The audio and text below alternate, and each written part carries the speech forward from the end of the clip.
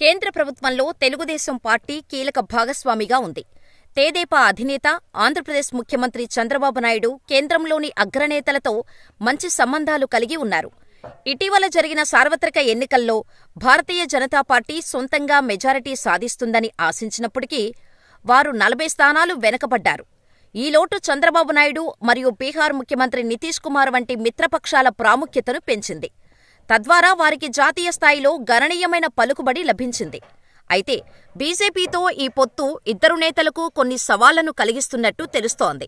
ఎందుకంటే వారు ఇప్పుడు ముస్లిం సమాజం నుండి పెరుగుతున్న ఆగ్రహాన్ని ఎదుర్కొంటున్నారు.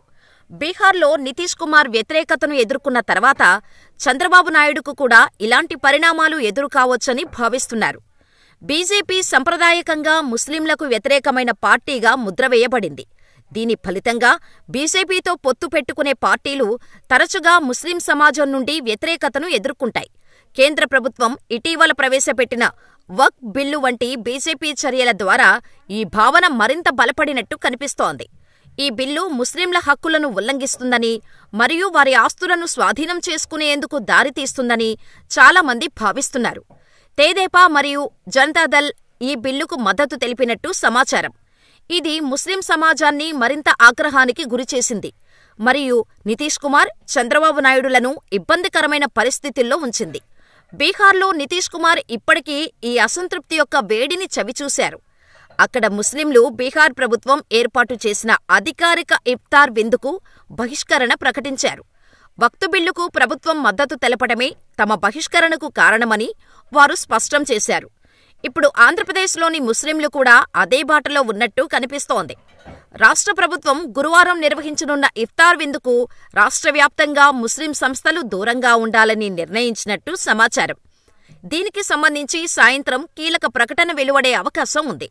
ముస్లిం సంఘాలు వరుస సమావేశాలు నిర్వహించి ఈ ముఖ్యమైన నిర్ణయానికి వచ్చాయని తెలుస్తోంది. రంజాన్ మాసం ముస్లింలకు ఎంతో పవిత్రమైనది మరియు ప్రభుత్వాలు ఈ సమయంలో సంప్రదాయకంగా అధికారిక ఇఫ్తార్ విందులను ఏర్పాటు చేశాయి. ఈ సంవత్సరం ఆంధ్రప్రదేశ్ ప్రభుత్వం అన్ని జిల్లా కేంద్రాల్లో ఇఫ్తార్ విందులను నిర్వహించాలని యోచిస్తోంది. ముఖ్యమంత్రి చంద్రబాబు నాయుడు గుంటూరులో జరిగే రాష్ట్రస్థాయి కార్యక్రమాల్లో పాల్గొననున్నారు. ప్రభుత్వం ఈ ఇఫ్తార్ ఏర్పాట్ల కోసం $1.5 కోట్ల కేటాయించింది. అయితే ముస్లిం సంస్థలు ఈ ప్రతిష్టాత్మకమైన కార్యక్రమాన్ని బహిష్కరించడానికి సిద్ధంగా ఉన్నట్టు తెలుస్తున్నందున ప్రభుత్వం యొక్క ఈ ప్రయత్నం యొక్క విజయం ఇప్పుడు ప్రశ్నార్థకమైంది. ముస్లిం సమాజం యొక్క తుది వైఖరి ఏమిటనేది సాయంత్రం వెలువడే అధికారిక ప్రకటన ద్వారా తెలుస్తోంది.